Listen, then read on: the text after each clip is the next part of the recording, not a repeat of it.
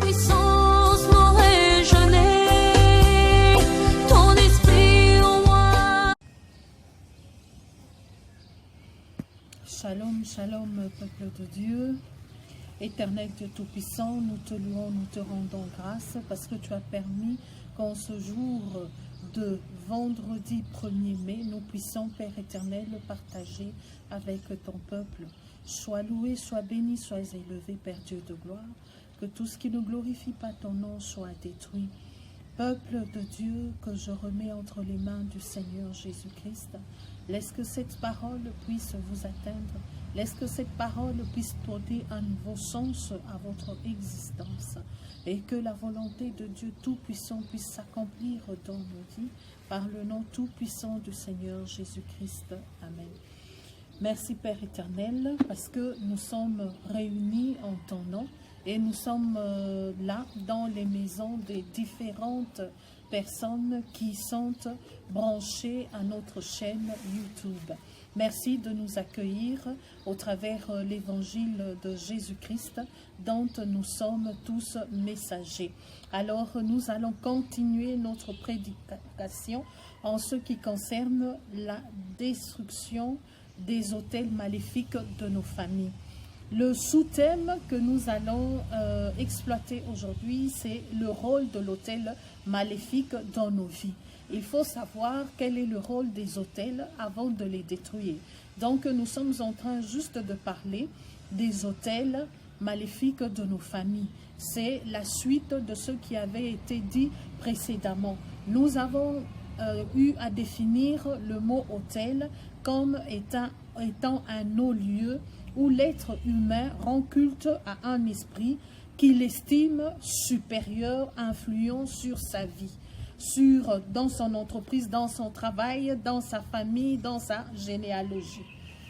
Ici, normalement, nous avions dit la fois passée que cet esprit supérieur doit être l'esprit de notre Seigneur Jésus-Christ de Nazareth. Mais malheureusement, dans le cas précis, ce n'est pas l'esprit du Dieu vivant, ce n'est pas l'esprit du Dieu créateur qui anime ces autels, qui a eu à animer les autels qui ont été élevés par nos ancêtres. Ça a été souvent des alliances avec les esprits de sirènes, avec les esprits de forêt, avec des esprits sorcellériques.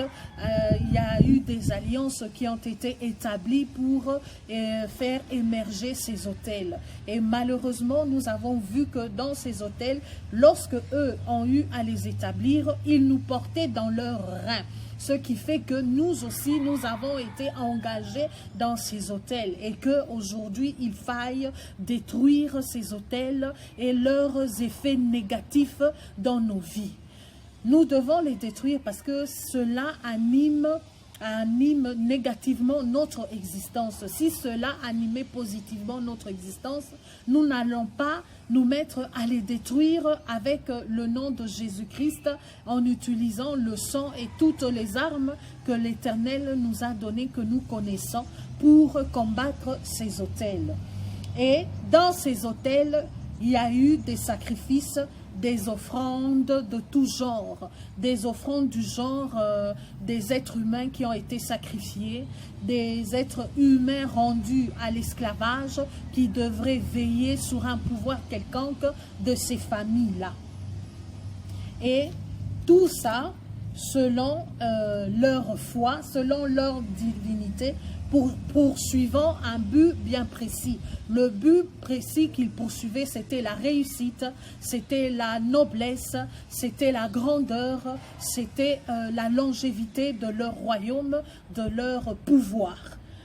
Et cela, nous avons bien, chacun connaît, selon ses origines, en voyant comment a été établi un roi de sa famille, ou une autorité, un notable de sa famille. Il a fallu toujours des cérémonies, des sacrifices de poules, des sacrifices de bétail, grand ou petit bétail, et des fois même ça a amené à sacrifier la vie des êtres humains.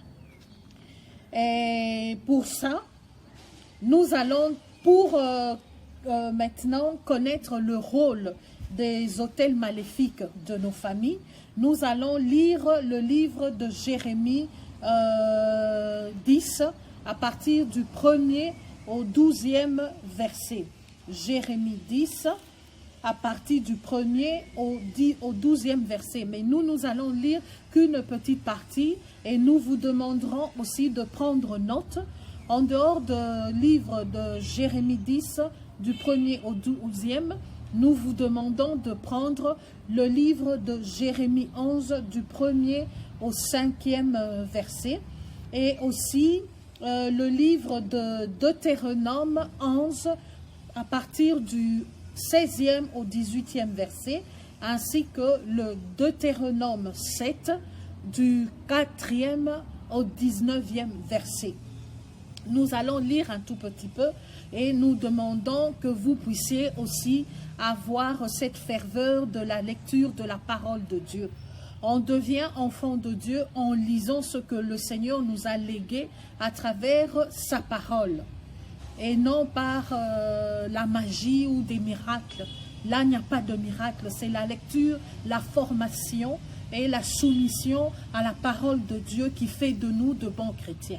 Alors nous lisons, écoutez la parole que l'Éternel vous dit, maison d'Israël. Ainsi dit l'Éternel, n'apprenez pas le chemin des nations et ne soyez pas effrayés des signes des cieux, car les nations s'en effraient. Car les statues des peuples sont vanité, car c'est un bois coupé de la forêt, façonné au ciseau de la main d'un artisan. On l'embellit avec de l'argent et de l'or, on le fait tenir avec des clous et des marteaux, afin qu'il ne bouge pas. Ils sont comme une colonne faite autour, ils ne parlent point, on les porte car ils ne marchent pas. Ne les craignez pas, car ils ne peuvent pas faire du mal, et aussi il n'est pas en leur pouvoir de faire du bien. Nul n'est semblable à toi, ô Éternel, tu es grand, et ton nom est grand en force. Donc là, c'est une partie où le Seigneur nous demande de ne pas tomber dans l'idolâtrie. Parce que ces autels nous ont conduits vers l'idolâtrie. Donc, ça nous a détournés vers le véritable Dieu qui est tout-puissant. Et ça nous a tournés vers l'idolâtrie. Cette idolâtrie a amené au rôle des autels maléfiques de nos familles. C'est-à-dire, cette idolâtrie nous a amené de nous condamner, de nous écarter de la vraie destinée. C'est de nous limiter dans notre vision, c'est de nous éloigner de la vérité qui est Dieu Tout-Puissant, c'est de nous faire demeurer dans les ténèbres, dans le gouffre, dans l'abîme, dans la souffrance. C'est de nous humilier en tant qu'être humain, c'est de nous arracher le pouvoir que le Seigneur a établi en nous. C'est de nous orienter dans le mensonge en utilisant l'erreur. C'est de nous faire ressembler au père du mensonge qui est le diable, Satan lui-même, qui vient pour dépouiller, détruire, détourner, aveugler avec la peur qu'il nous injecte. Et nous vous conseillons de lire le livre de Genèse 1, 26 pour connaître les effets contraires qui anoblissent la vie d'un chrétien, d'un homme de Dieu. Nous prenons Genèse chapitre 1er à partir du 26e. Et Dieu dit, faisons l'homme à notre image, selon notre ressemblance, et qu'il domine sur les poissons de la mer et sur les oiseaux des cieux et sur le bétail et sur toute la terre et sur tout animal rampant qui rampe sur la terre. Donc, vous comprenez que le Seigneur nous a créés pour dominer sur sa création et non que sa création puisse dominer sur nous. Amen, peuple de Dieu. Donc, ici, lorsque nous sommes dans les hôtels des familles, c'est pour adorer le diable. C'est pour se courber au diable. Pourtant, il n'a aucun pouvoir. C'est pour lui donner un pouvoir imaginaire, illusionnaire, illusoire dans notre existence. Alors qu'il a aussi été créé par Dieu et que notre Dieu, dans Genèse 1er chapitre, au 26e verset, nous a donné le pouvoir de dominer sur toute la création. Même si le diable était venu, il a la forme d'un reptilien, sachez que vous avez le pouvoir de dominer sur lui. Parce que vous avez été créés à l'image et à la ressemblance du Dieu Tout-Puissant et qu'il a soufflé en vous, en tant que créature, son souffle. Amen, peuple de Dieu. Et la venue du Christ qui a été annoncée dans Ésaïe et accomplie dans le Nouveau Testament, dans le livre de Matthieu, est venue nous reconfirmer dans notre destinée, dans le dessein de Dieu en tant que chrétien. C'est de continuer à dominer, c'est de continuer la procréation, c'est de continuer à contrôler tous les esprits qui nous entourent par le nom tout-puissant du Seigneur Jésus-Christ et par une marche bien déterminée qui est contraire à l'idolâtrie qui nous amène vers la désobéissance totale à Dieu qui résulte à la mort. Merci peuple de Dieu de nous avoir suivis aujourd'hui et nous vous recommandons 2 sujets de prière. C'est que Éternel Dieu Tout-Puissant, qu'il vienne libérer nos âmes, qu'il vienne libérer nos âmes de toute idolâtrie, de tout autel maléfique qui a été consumé jusqu'ici dans nos vies, de manière inconsciente ou consciente. Père Dieu de gloire, sans toi nous ne pouvons rien faire. Nous t'implorons, nous te supplions au Saint-Esprit de venir remplir nos vies, de nous donner la force, la puissance de détruire tout ce qui a eu à nous détruire, de nous ôter dans l'aveuglement de nos familles, des autels de nos familles qui soi-disant étaient établis pour nous protéger, mais on nous a amenés vers la chute, vers la destruction, vers la peur des objets, pourtant soumis à notre pouvoir par ta parole, Père Dieu de gloire. Laisse-nous retourner à tes pieds, laisse-nous contempler ta grandeur, afin que nous puissions, ô Dieu, dominer et conquérir notre pouvoir par le nom tout-puissant du Seigneur Jésus-Christ.